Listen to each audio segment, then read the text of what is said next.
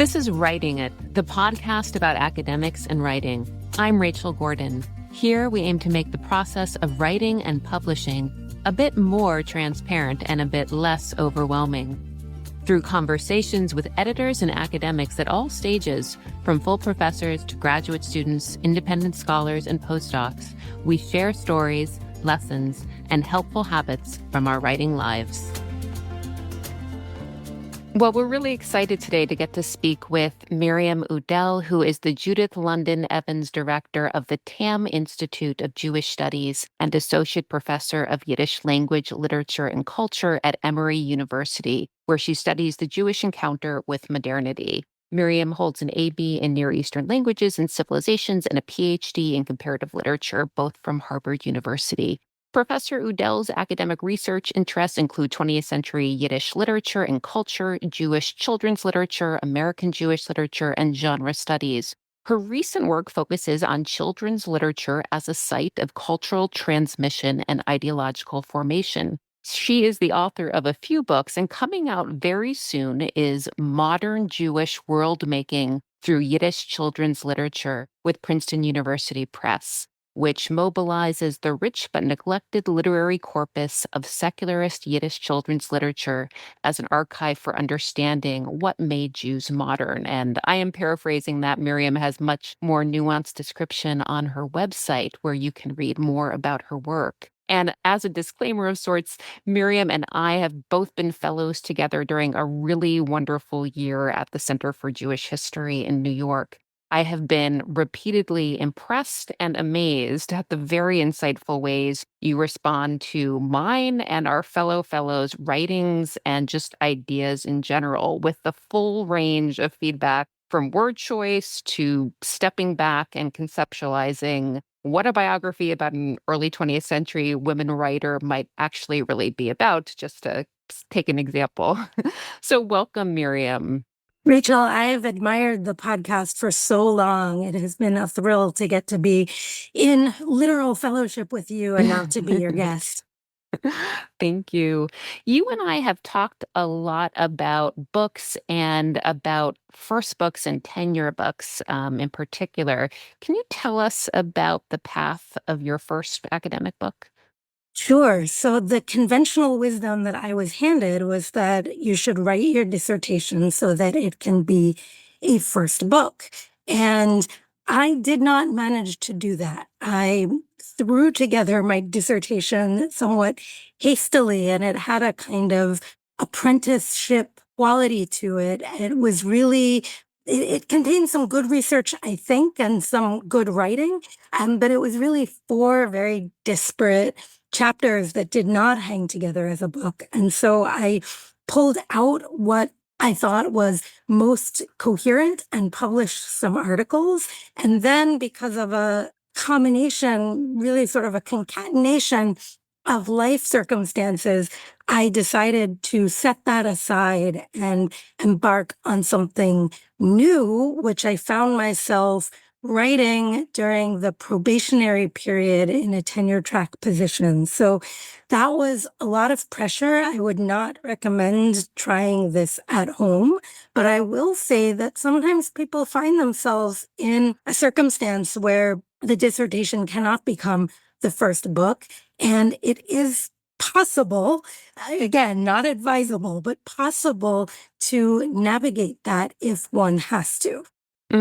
Okay. Yeah. I mean, so was that a crazy time? And also, was the realization I'm going to start something kind of new? Did you know that right after, or did you have to kind of wake up to that after a while? I really won the lottery in the sense that I received an offer for a tenure track position while I was ABD. And I spent the first year of my position at Emory teaching and, acclimating to university teaching, but also finishing the dissertation. And then pretty much as soon as it was done, I knew that I needed to start something new. And I had already begun thinking about that through my teaching about what might have more coherence as a book. And so that was the start of what became Never Better, the Modern Jewish Picaresque.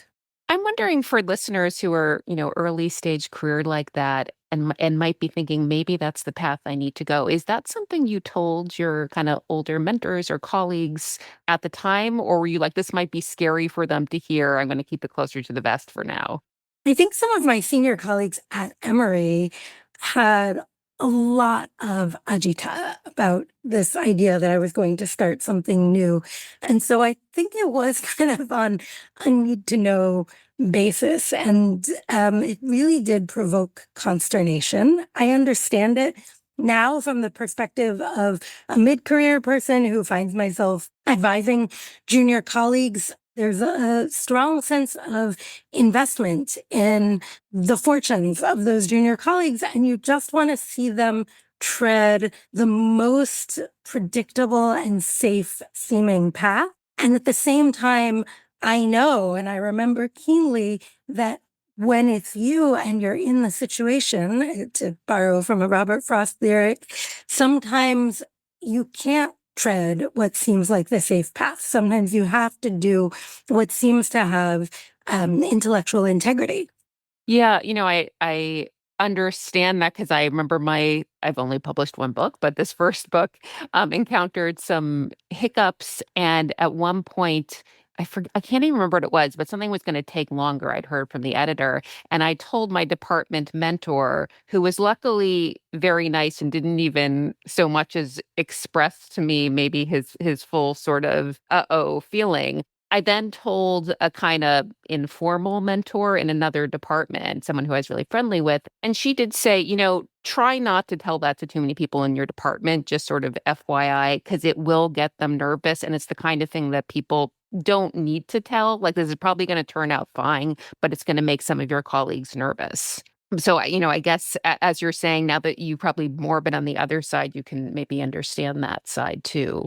I do. And I think that, so discretion is the better part of valor. In general, figuring out with mentorship who you need to be in conversation with about which aspect of your work and of your advancement right through the field is very important. And there are people that you talk about some things with and not other things until later on. And then when you have the manuscript written and the contract in hand, then, letting everyone know and celebrate and share the joy is a great thing to be able to do.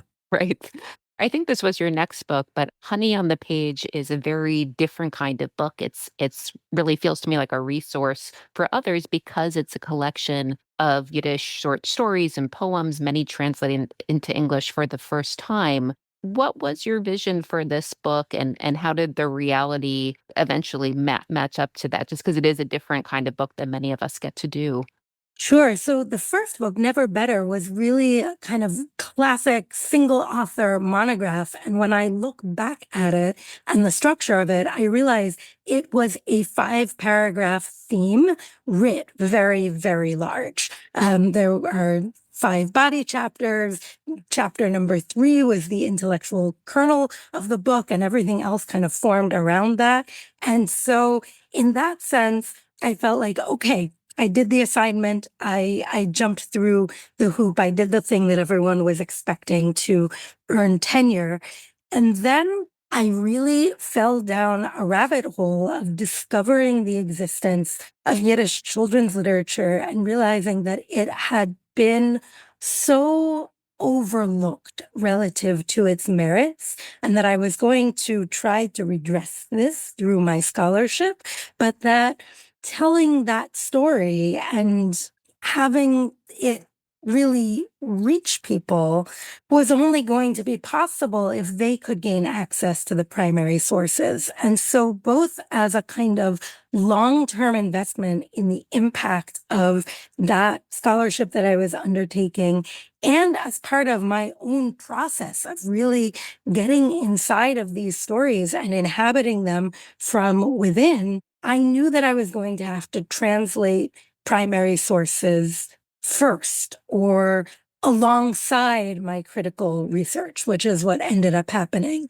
And nobody wanted to fund that. Nobody was interested in the idea of translating a bunch of primary sources, with the very notable exception of the translation fellowship from the Yiddish Book Center, which I was part of the first cohort in 2013 of translation fellows.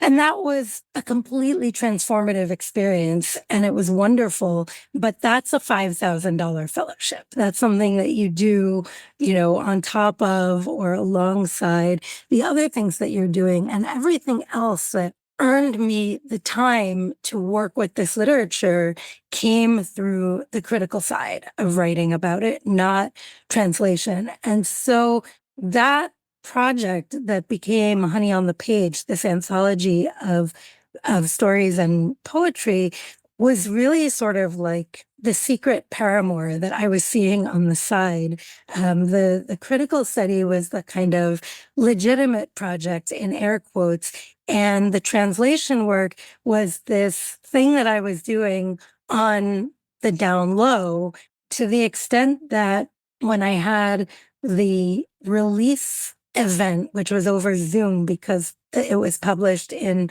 October of 2020, 0 out of 10 stars. Do not recommend publishing a book in the early days of a pandemic.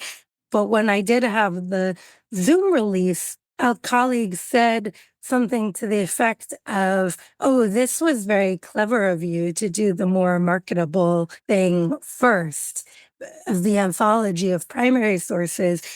And that really wasn't my thought process. It wasn't about what was marketable. It was about what I needed to do intellectually in order to be able to write about these stories. And I ended up kind of nicknaming the methodology literary studies from within, kind of akin to history from below, that I really inhabited this literature in a way that I only could through translation, in order to be able to understand what my critical insights and interventions even were. I'm curious about your colleague's remark. He thought it might be more marketable. Was it more marketable either to presses or to book buying folks out there? It was kind of ironic to me, because I think that it should be very marketable, that it's clear that, every synagogue should be buying a stack of these and just handing them out to B'nai Mitzvah kids or to families welcoming a child. But that has not been the reality for the most part.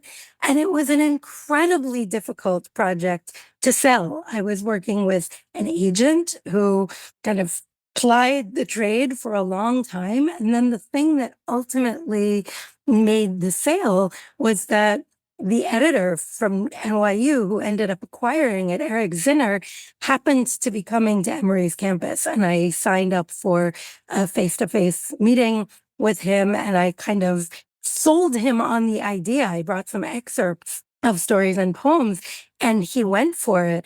But if it hadn't been for that opportunity to pitch him in person, I don't know what the fate of this project would have been, because we were hearing back, my agent and I were hearing back from editors, certainly from trade editors, but also academic press editors, saying, "Oh, well, we have Yiddish folktales that Beatrice Weinreich published in 1974. Why do we need this?" And we were saying, but they're not folktales for the most part. There are all kinds of other genres, and people just didn't really know what this was or feel a sense of openness to it for the most part. It was a lot of no until it was suddenly yes. And it is a really beautiful book, so it actually would make a very nice gift, to someone who has children. Hearing your story there, I guess one thing it sounds like you learned is the power of that if one has the possibility to pitch in person. What else did you take away about kind of selling a project that's hard for others to see? Sure. So really becoming the storyteller for your project and the advocate for it. And I would say anything that you can do to secure the meeting, because these stories are really told in relationship and in encounter. So anything that you can do to facilitate the face-to-face encounter or the Zoom encounter, the greatest level of personal engagement possible. And to be a noisy teapot, as we would say in Yiddish, about the value of your project, because ultimately it's not, and this is something that I think about in relation to book publicity and marketing, and maybe we'll talk about that later. It's not about self-promotion. Everyone says, okay, get ready for more annoying self-promotion. It's true, there is that, and I get sick of hearing myself talk about these things sometimes, but it's really advocacy on behalf of whoever your characters are, whether they are fictional characters in the stories and poems that I was translating, or historical actors, or other authors that you are writing about, and kind of bringing their story and their message before the world and a larger audience. You are doing this for some neglected corner of humanistic inquiry, and you have to really kind of pull on your brave pants and go forth and do it as their advocate. Mm. Your third book, which is coming out this fall, Modern Jewish World Making Through Yiddish Children's Literature. This feels like it's, sort of the next step in what you've been doing with your research. What did you want to do with this book, and when did that vision for it take shape? Was that back when you were doing book 1 or 2?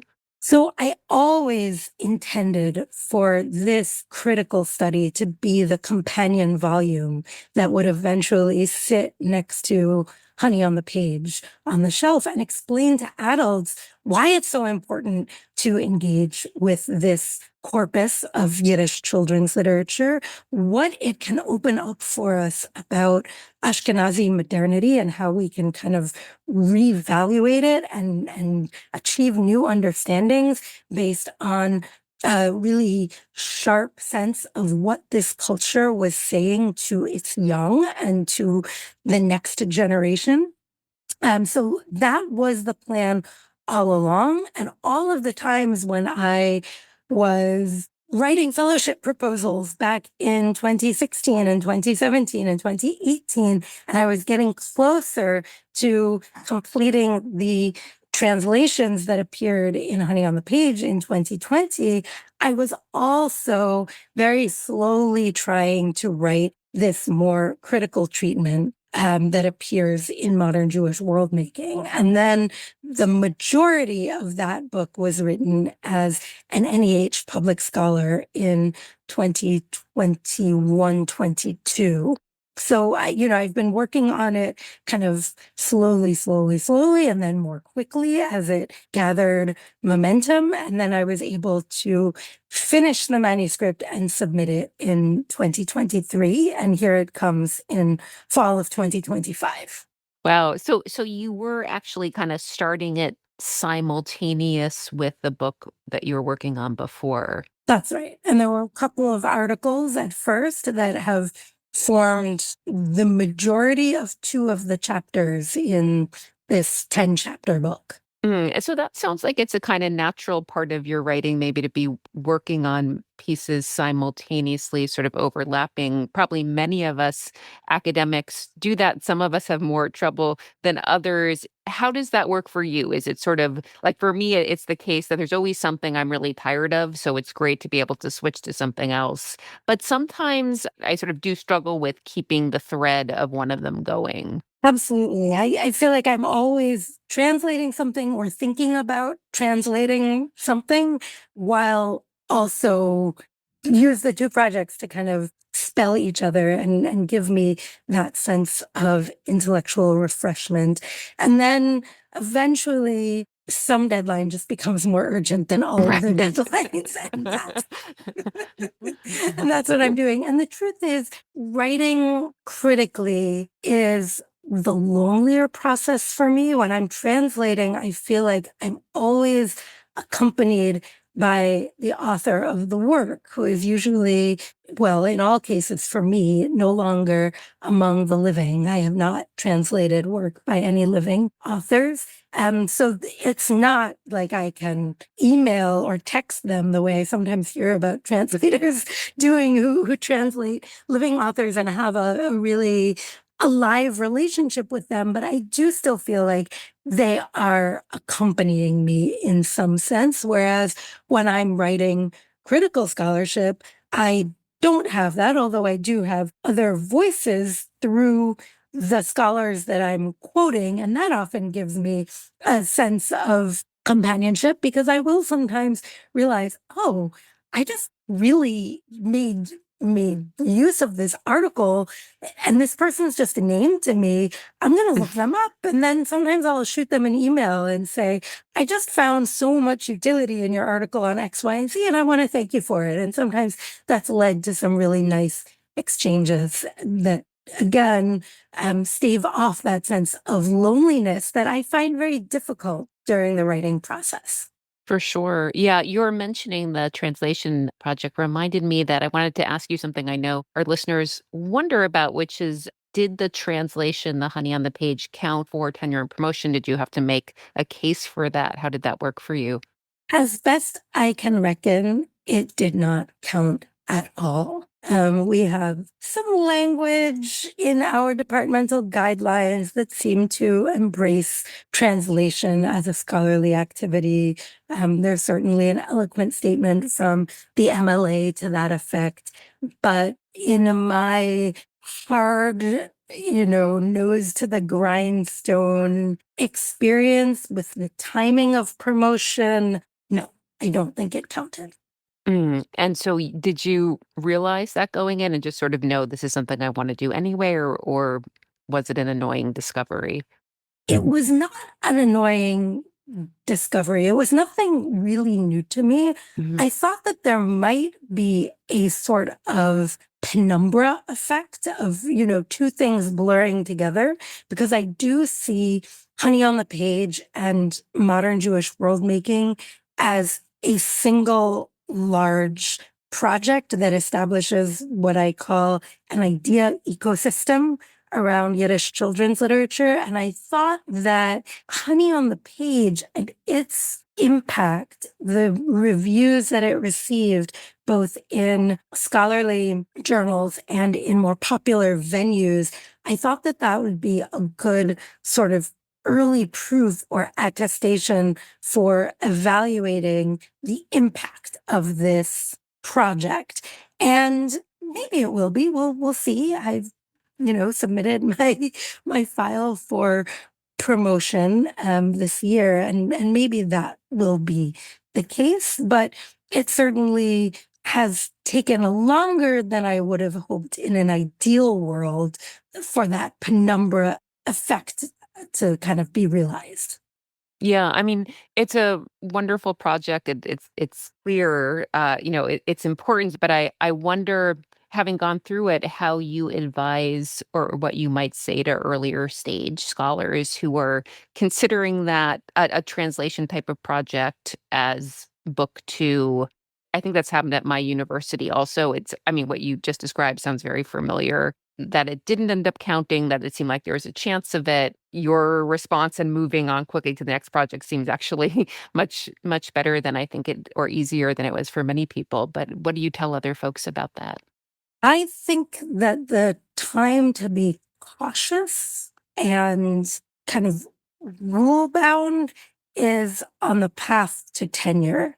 And then once you have the security of tenure, if you are so fortunate, and I feel like fewer and fewer scholars have that privilege, then you really want to serve your intellectual project as best you can. So for me, I would not have done it any other way, because I know that both the content and the impact of modern Jewish world making have been enhanced through my doing all of that translation first.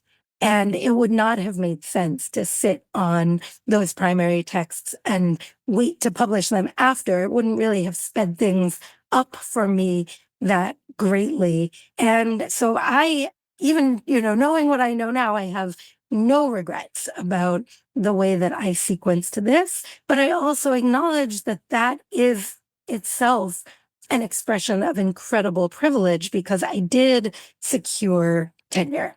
Yeah, no, I totally see what you're saying. And it seems like one of those things with more time when people are looking back, that if it is an annoyance to someone, that would really fade over time anyway. You and I, have talked about sort of popular writing, and you had a really wonderful op-ed in the New York Times a few years ago. I don't know if these have become more common. I mean, it's not the case at all. Academics are publishing op-eds in the New York Times. It's actually very rare, but it seems like more of a thing happening among maybe especially humanities academics. So I wonder if you can tell us how this happened for you and what it was like or what it changed. Sure. So the way that I'm thinking about my public writing, and I'm working on another spate of it now as I prepare for the release of Modern Jewish World Making, is as having both a practical and an ethical dimension. The practical dimension is I'm working so hard. I want to bring the fruits of that work and articulate its relevance to as many potential readers as possible. The ethical dimension is that, as I said, I wrote most of the single largest chunk of modern Jewish world making as an NEH public scholar. And like anyone, I had better and worse writing days.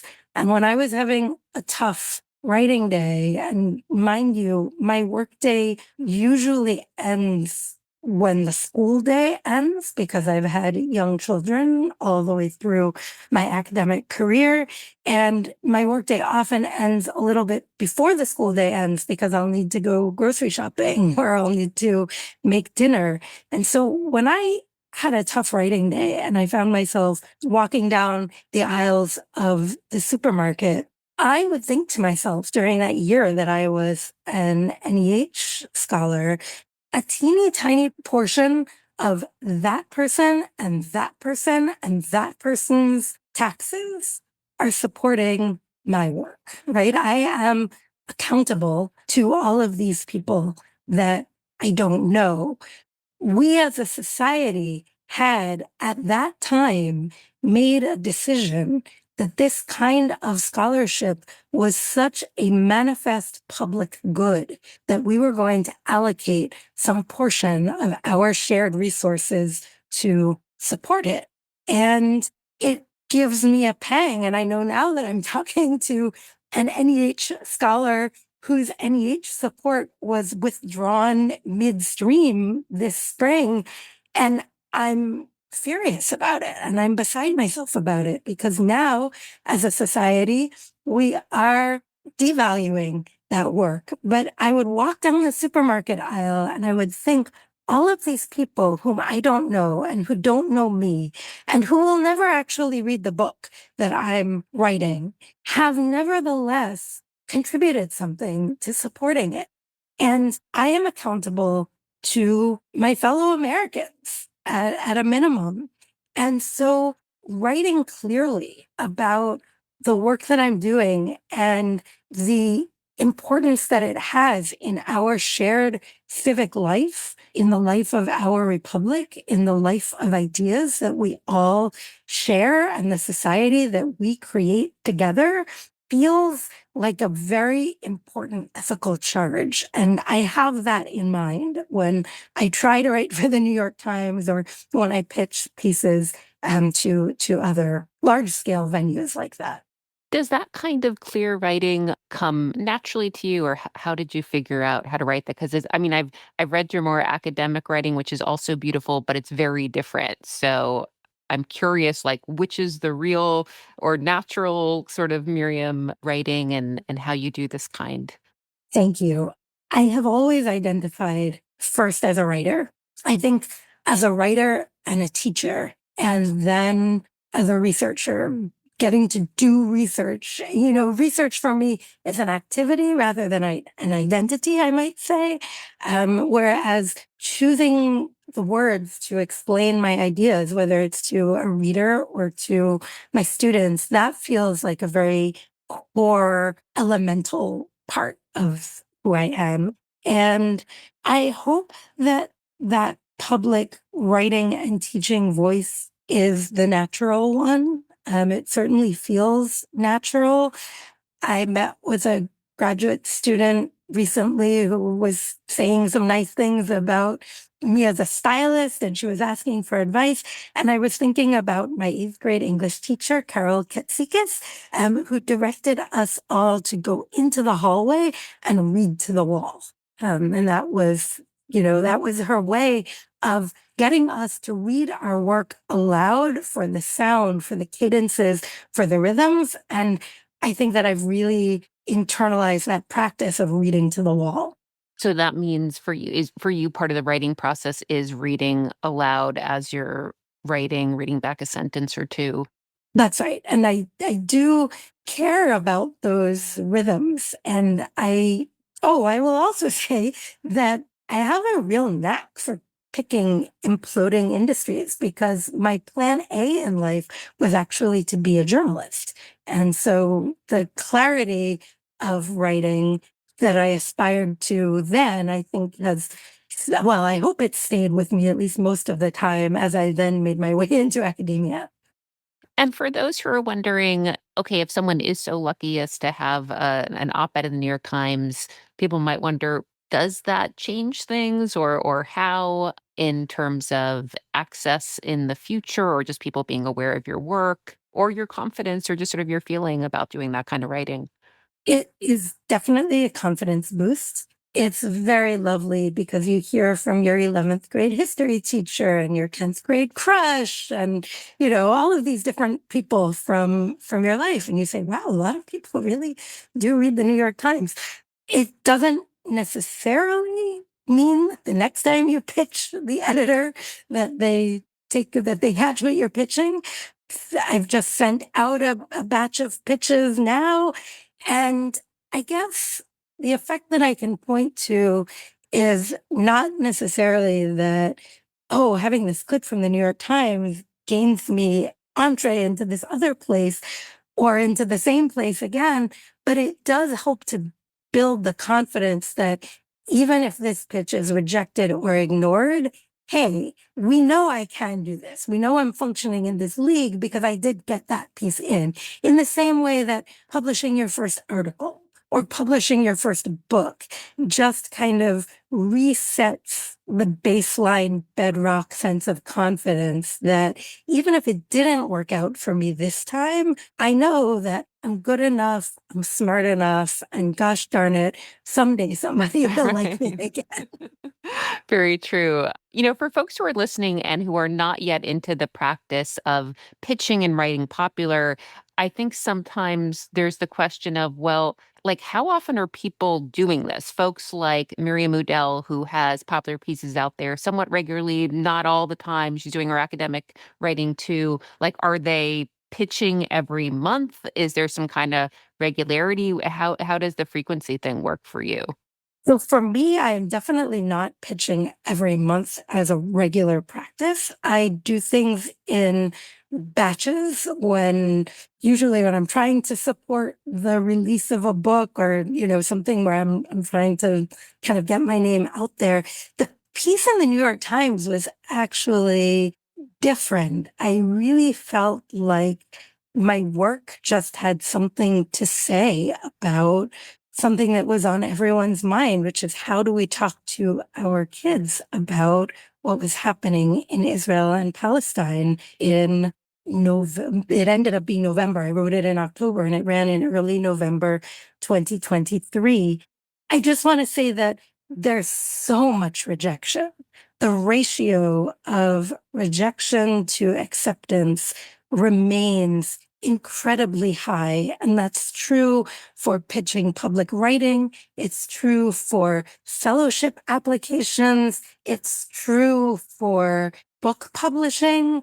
any dimension of academic work that you can think of, my own personal experience is that there's just so much more rejection than acceptance, and it's completely a numbers game. And the one piece of advice that I heard about that a while ago is actually gendered, that in journalism, I don't know if it's most men or a larger percentage of men take a personal rejection as an opportunity to be in contact with and to be in relationship with an editor. And then they send 3 more pitches.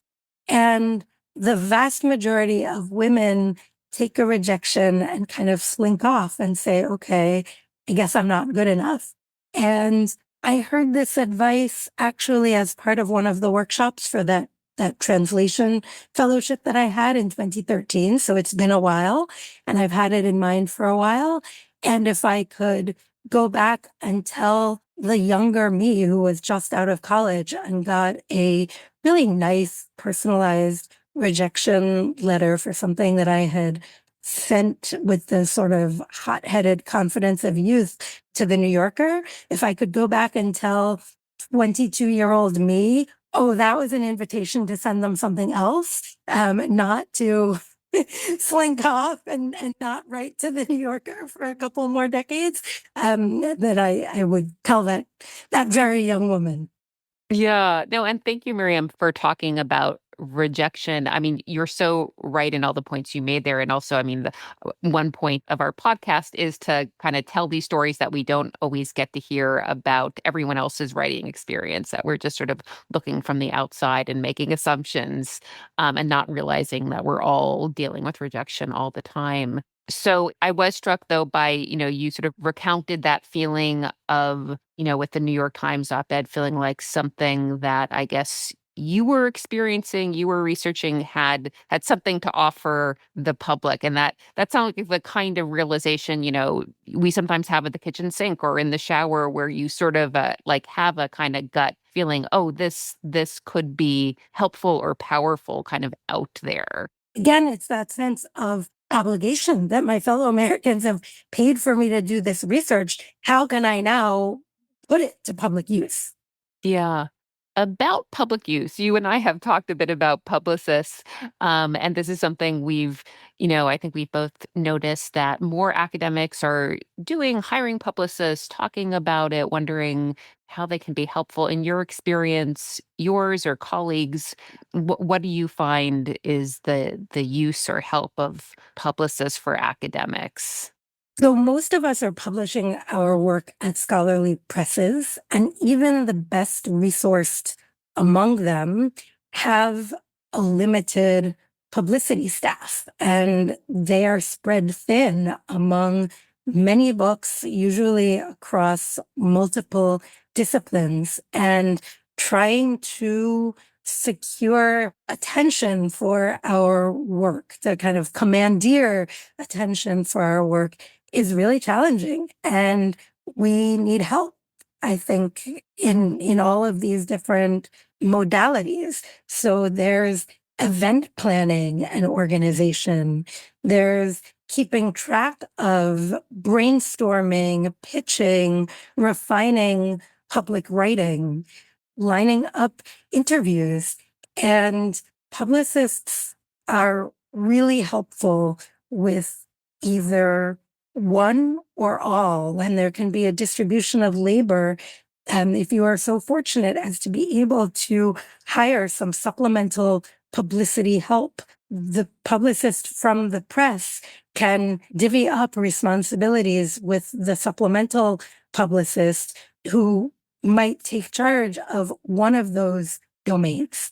And that's what I've been doing as I prepare to release Modern Jewish World Making. And it's been so helpful because it's really more than one person can do to be thinking about all of the public writing ideas and keeping track of the event planning, which might straddle a number of different kinds of venues, which require various kinds of preparation and laying the groundwork while also holding down your day job, which, in my case, I'm directing the Emory's Institute for Jewish Studies. And so there are, even during a fellowship year when I was on research leave, there are ongoing responsibilities associated with that. So it's really just having someone in your corner and on your team, someone to bounce ideas off of, and someone to help articulate the different ways that you can kind of connect to the news cycle and showcase the relevance of your work in conversations, larger conversations that are happening in the culture. You've been, as always, really honest and upfront with me about, you're not using, say, the top of the line, most expensive book publicist. I think probably there's not that many academics who can do that.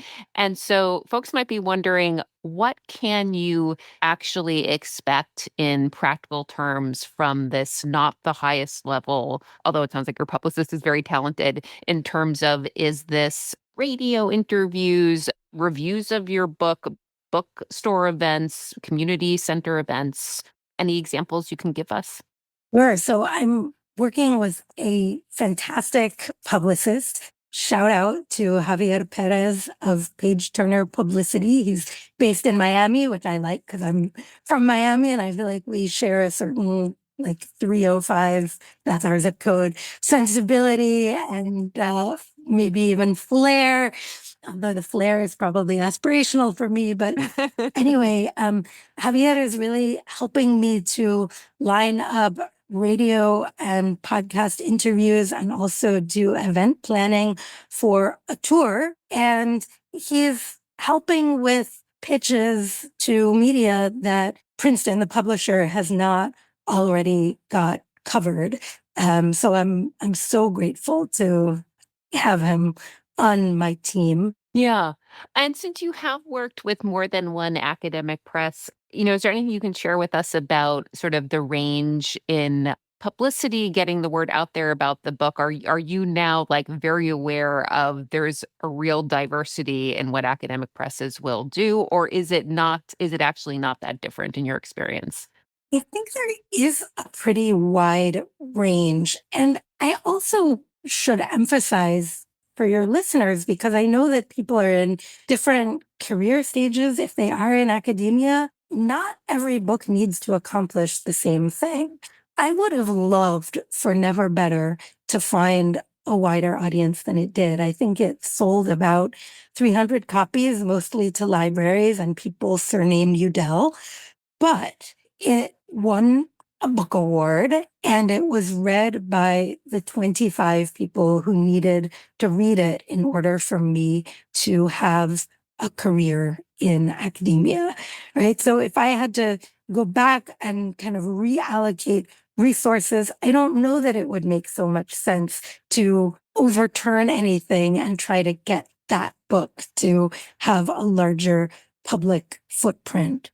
Then Honey on the Page, I feel like there's a little bit of distortion because of the pandemic, but I also think that it has been hard for Honey on the Page to reach its optimal readership because it ended up being a very category straddling or category defying book. It didn't fit neatly. Is it a children's book? Yes, but also no. So it doesn't really fit into any of the established pathways and mechanisms for promoting children's books. Is it an academic book? Yes, but also no. And nobody could have been more surprised than I was when the one award that it ended up winning was the reference award from the Association of Jewish Libraries. I wasn't thinking of it as a reference book, but sure, if you want to think of it as a reference book, I'm very grateful. If you look at the list of what's won that award, I'm incredibly grateful to see Honey on the Page in that company. So now, as I kind of gear up for modern Jewish world making and promoting that, I hope that there will be a kind of synergy where people will say, oh, I'm coming into noticing and caring about this literature because this book is making a strong argument about it and making it sound enticing and like something I should care about. Now I really want to be able to go and access the primary sources. Maybe I'll pick up a copy of Honey on the Page as well. Yeah, that makes a lot of sense. One of the many interesting things I've learned about you this year is that you did start a memoir at some point. And, I'm just curious if you can tell us about if this is something you think you might return to at some point, or do you envision it as something that will make sense later in your career to pick up again? Sure. So I graduated from college in 1998. And now, with some perspective, I can see that the first years, the formative years when I was emerging into adulthood, when I was kind of finding my voice as a writer, were a big time for memoiristic writing, for personal writing. And that was very influential for me. And someone said to me at the time, 20 somethings shouldn't be writing memoirs. Like, you go live a little more first and then write a memoir. And I remember being in sort of, let's say, medium high dudgeon, hearing that, because I think on some level, I was hearing the idea that something that I wanted to do as a feminist, which was to connect my lived experience to the life of the mind, was being pushed aside or having its value questioned. And I sometimes described what I was doing as a memoir. And I sometimes, particularly as I got into a graduate program and advanced in my graduate studies, I sometimes described it as an intellectual autobiography. And I ended up writing 100 pages of a project that I actually sold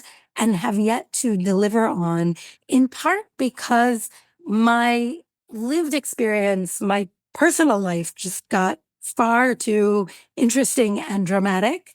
I underwent a divorce. I was raising young children. I was just kind of trying to live through a lot of events while also being in the pressure cooker of the tenure track and trying to make sure that that first scholarly book got written. So it is in a drawer, not really. It's really in a drive on my computer, backed up in a couple of places. But there are 100 pages, some of it pretty sparkling prose. I haven't looked at it in a long time. I think I would still stand by the quality of the writing, although I might have a very different sense about, the content of what I'm saying, and about the maybe the confidence of some of the assertions that I was making, or just the claims that I was making on readers' attention for the ins and outs, the volutions of my intellectual life when I was 26. Maybe that wouldn't stand up so well over time.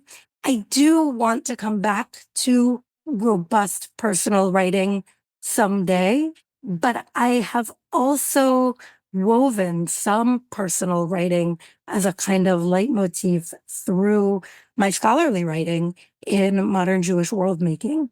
It's explicit in the introduction, then it kind of goes underground a little bit throughout most of the body chapters, and it comes back, it comes roaring back in the conclusion. And I see that as kind of keeping the door open to a kind of writing that I hope to return to someday.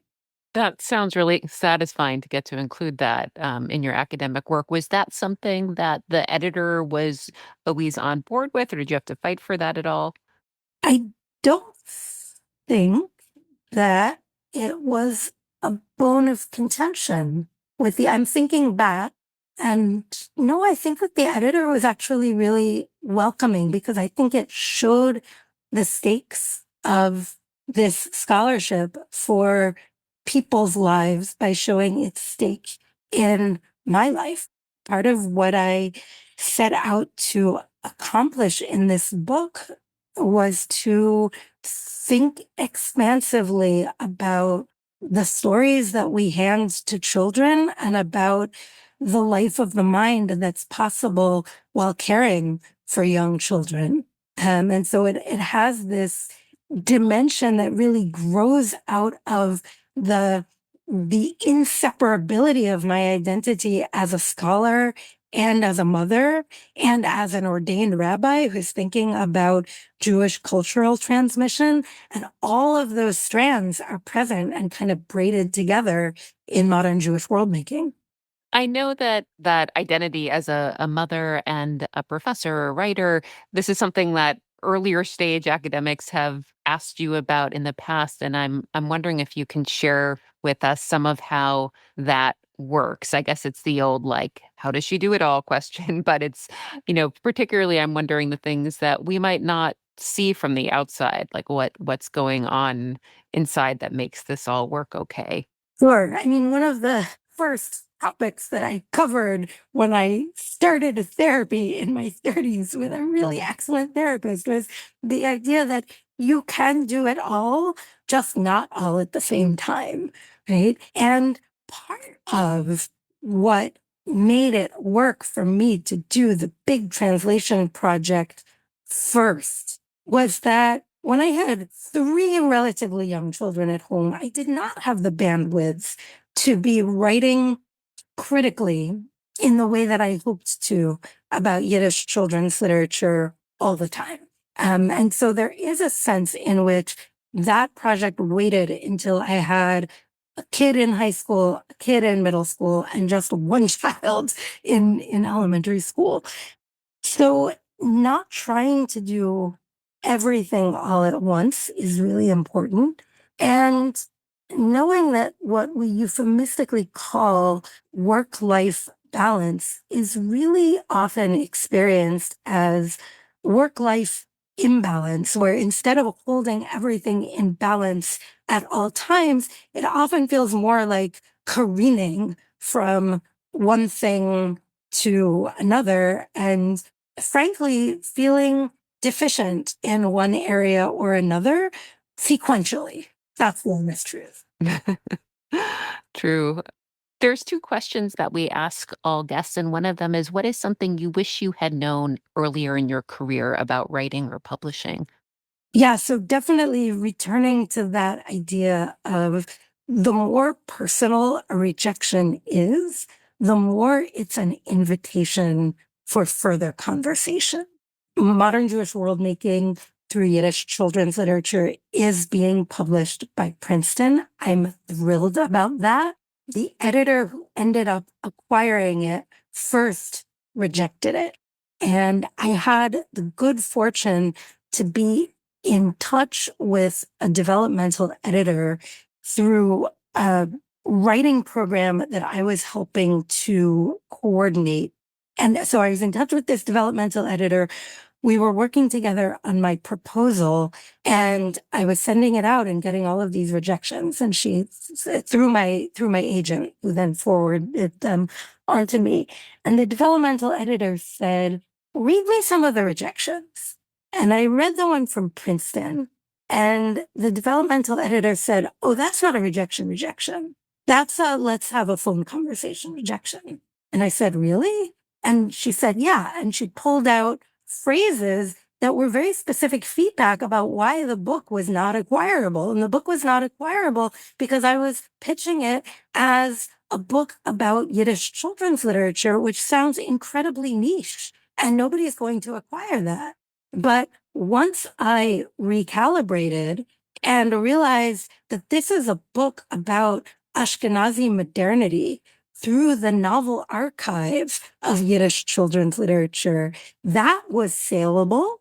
And that was a far better book idea. So really, reading rejections closely, perhaps with another person who can help you pull out the thread of what's salvageable or what's grounds for further communication and refinement of the ideas. That would be something that I wish I had known earlier, because who knows what other things I could have had accepted much earlier in my career had I gone back and asked for a conversation instead of slinking off to nurse my wounds.